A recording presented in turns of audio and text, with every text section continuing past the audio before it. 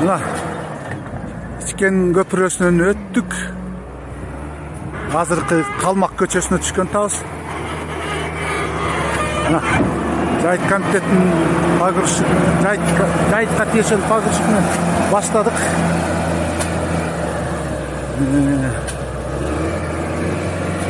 Айдоочусу Бишкекте болгонуна байланыштуу Абжаков арка төс айдап жүрөт. Иштер жакшы. Ушул иштерди илгерилеткен ушул айыл өкмөтүнүн депутаттары жана төрагасы майды ырас чечип бердиңер. Сиздерге чоң рахмат. Ошонун негизинде айыл өкмөтү монда иш алып барып атат. Май чечилди.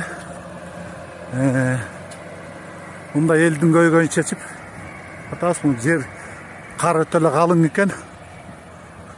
Жол ачылса бала бакырага, мал жанга жакшы эле болгудай экен. Мына түртүлүп атат. Ичкенин Тастанбек көчөсүнөн баштап келип, азыр Калмак көчөсүнө кирип бартабыз. Анан бака ушундан пайдаланып айткым келет. Бака ийниме рахмат. Личный өзүнүн шотунан 2 литр май которду. Аны дагы ушундай айылдын бир керегине жаратабыз. Бака ишиңде ийгилик болсун. Жалпы эл журтка ынтымагырсыздык болсун.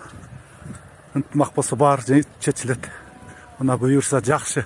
Элдин баары ыраазы болуп атат. Мына мопту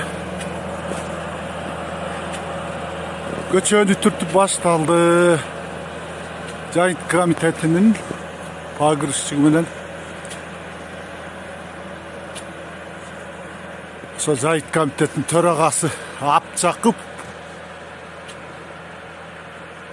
бак өзү баштады. Мына түртүп атат.